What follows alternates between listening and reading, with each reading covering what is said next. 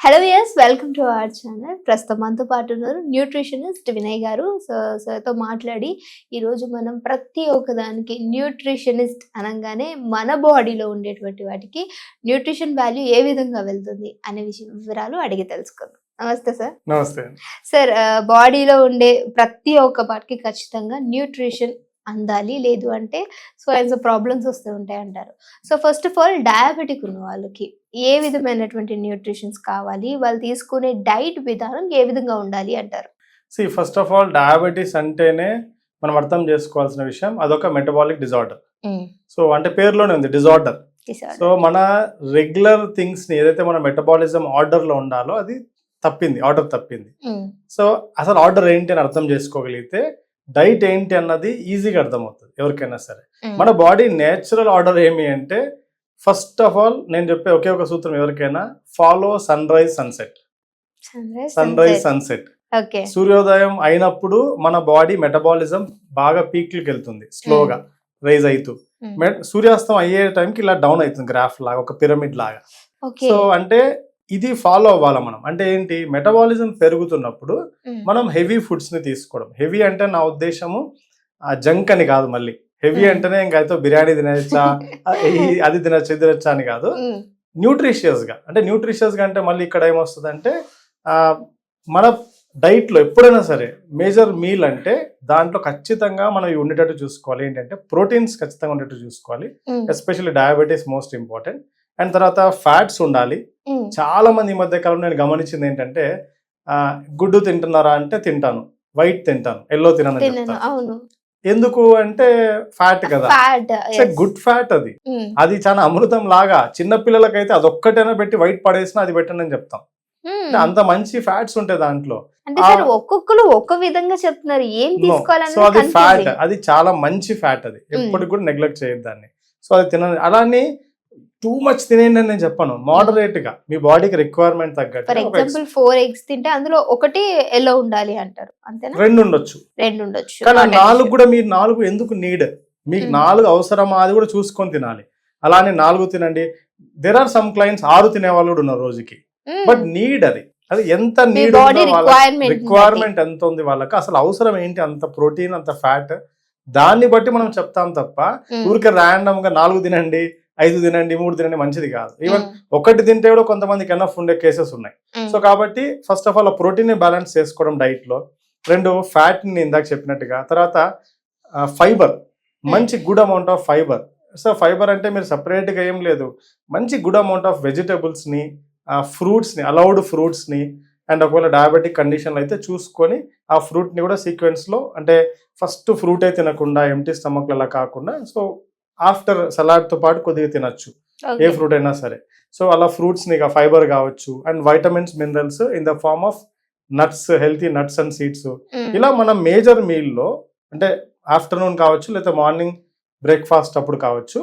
So ఇవన్నీ ఉండగలిగితే and స్లోగా మెటబాలిజం డౌన్ అయ్యే టైంకి హెవీ మీల్ అనేది ఎప్పుడు ఉండకూడదు. Heavy meal in the sense మంచి బిర్యానీ అంట, లేకపోతే carbohydrate rich food, especially rice తినడం రాత్రి పూట కావచ్చు. అలానే రైస్ బ్యాడ్ అని నేను చెప్పాను మళ్ళీ ఇక్కడ. సో ఆ కండిషన్ ని బట్టి ఇన్ జనరల్ గా చెప్తున్నా నేను. సో అలా కొద్దిగా అమౌంట్స్ ఆఫ్ రైస్ ఉండొచ్చు, but with combination of protein fat ఉందనుకోండి, అదే రైస్, దట్ ఈస్ గుడ్, మళ్ళీ no problem.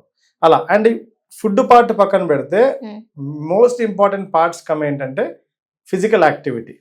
Most of the cases, నేను చూసిన కేసెస్ లో డయాబెటీస్ అవ్వడానికి కానీ వాళ్ళ స్ట్రెస్, దాంతో పాటుగా ఫిజికల్ ఇన్యాక్టివిటీ, ఈ 2 కలిసి విపరీతమైన స్ట్రెస్ బిల్డప్ అవుతుంది. చాలా మంది అనుకుంటారు నాకేం స్ట్రెస్ లేదండి, టెన్షన్ లేవు, అయినా నేను డయాబెటీస్ అయినాను అంటే మీ ఫిజికల్ యాక్టివిటీ ఎలా ఉంది, ఎంత ఫిజికల్ యాక్టివ్ ఉన్నారు మీరు, and me late night meal తింటున్నారా, ఇవన్నీ కూడా చూడాలి. అంటే డైట్ ఒక ఇంపార్టెంట్ పార్ట్ అయితే ఫిజికల్ యాక్టివిటీ, స్ట్రెస్ ని మేనేజ్ చేయడం, స్లీప్ ని చాలా ఇంపార్టెంట్. చాలా మంది ఈ మధ్య కాలంలో, నేను జస్ట్ నో కూడా కాల్ ఒక కన్సల్టేషన్ మాట్లాడితే ఎన్నింటికి పడుకుంటారు అంటే రాత్రి 2-3 అవుతుంది అన్నారు. ఎందుకు రాత్రి 2-3 అవుతుంది అంటే జాబ్ చేస్తారా, ఏమైనా పని ఉందా, ఏం లేదు, నిద్ర రావద్దని మొబైల్ చూస్తా, మొబైల్ చూసే కొద్దీ ఇంకా అది అట్నే నిద్ర రాకుండా వెళ్ళిపోయింది.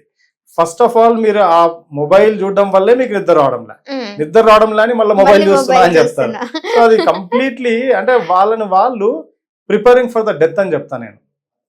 Preparing for the horrible death, um. Normal death కూడా కాదు. అలా కన్ను మూసుకుండా చనిపోతే మంచిదే, ఉమ్. కానీ అలా కాకుండా రోజు చస్తూ బతుకుతారు. అంటే ఎస్పెషల్లీ డయాబెటిక్ కేసెస్ లో నేను చూసిన చాలా మంది. ఉమ్. సో డైట్ ని ఈ సూర్యాస్తం సూర్యోదయం ఒక్కటి ఫాలో చేయగలిగితే life can be very happy and healthy అండి. ఓకే. సో డైట్ చూసుకున్నాం, ఖచ్చితంగా ఫిజికల్ యాక్టివిటీ ఉండాలండి. అంటే Yes. ఇందులో చాలా మంది ఏంటంటే కొంచెం ఒబేస్ గా అయిపోయే వాళ్ళు ఉంటారు ఈ డయాబెటిక్ లో ఎక్స్పెషల్ గా. సో ఇలాంటి వాళ్ళకి ఏ టైప్ ఆఫ్ చేసుకుంటే బెస్ట్ అంటారు? ఫిజికల్ యాక్టివిటీ విషయానికి వస్తే most of the diabetic cases అన్ని కూడా 30s ఆర్ ఎర్లీ 20s లో కూడా ఉన్న వాళ్ళు ఉన్నారు కొంతమంది. But But most of rare the cases cases లో రేర్ చూస్తాం. కేసెస్, అవును. Most of the cases late 30s లేదా 30s లో ఉన్న వాళ్ళు ఉంటారు. ఉమ్. నేను ఐ రికమెండ్ స్ట్రెంగ్త్ ట్రైనింగ్. చాలా మంది వాకింగ్ మంచిది అని, వాకింగ్ మంచిదే, ఉమ్. యోగా మంచిదే, ఏరోబిక్స్ మంచివే, ఉమ్. కానీ most of the diabetic cases కి నీడ్ ఏంటంటే స్ట్రెంగ్త్ ట్రైనింగ్ చాలా important. Because first of all me diabetic cases లో మీ ఫ్యాట్ బిల్డ్ అవుతుంది అండ్ మీ మజిల్ తగ్గిపోతూ ఉంటుంది.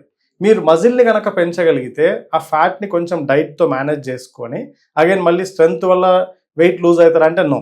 No. మీ డైట్ వల్ల ఫ్యాట్ని తగ్గించుకొని మీ స్ట్రెంగ్త్ ట్రైనింగ్ వల్ల with proper combination of diet వల్ల మజిల్ బిల్డ్ అవుతుంది అనుకోండి. ఉమ్. సో మీ షుగర్స్, ఎక్స్ట్రా షుగర్స్ ఏవైతే బాడీలోకి ఎంటర్ అయిపోతే అది మజిల్ తీసుకుంటుంది. ఓకే. సో అప్పుడు డయాబెటిక్ కేసెస్ లో అది డయాబెటీస్ మెయింటెనెన్స్ కి కానీ లేదా రివర్స్ కి కానీ హెల్ప్ అవుతుంది. సో బిల్డ్ యువర్ మజిల్, దానికి strength training plays a major role. Okay. So but అంటే ప్రతి ఒక్క పర్సన్ కి డైట్ అనేది కస్టమైజ్డ్ ఉంటుంది అంటారా? డెఫినెట్ గా అండి. అండ్ మీ ఇంట్లో భార్య భర్త ఉంటే భార్యకి సరే సూట్ అయింది, భర్తకి సూట్ అవ్వకపోవచ్చు, లేదా మదర్ కి సూట్ అయింది, సన్ కి సూట్ అవ్వకపోవచ్చు. సో కస్టమైజ్డ్ ఉంటది. అంటే అలా అని చాలా వ్యతిరేకం ఉంటుందా అంటే కాదు, కొంచెం మోతాదుల్లో mild గా కావచ్చు, మోతాదుల్లో కావచ్చు, కొన్ని పదార్థాలు ఎక్కువడం కావచ్చు, తక్కువడం కావచ్చు. ఇలాంటివి ఎప్పుడు డిసైడ్ చేస్తామంటే వాళ్ళ బ్లడ్ రిపోర్ట్స్ చూసిన తర్వాత, వాళ్ళ లైఫ్ స్టైల్, వాళ్ళ కాంప్లికేషన్స్, వాళ్ళ సైకలాజికల్ ప్యాటర్న్, అంటే వాళ్ళు ఎమోషనల్ గా ఎలా ఉన్నారు, ఇవన్నీ డిసైడ్ చేస్తాయి వాళ్ళ ఫుడ్ ని. ఓకే, మెయింటైన్ చేసుకుంటూ రావాలి. Okay, thank you so much sir, మంచి ఇన్ఫర్మేషన్ ఇచ్చారు. Thank you.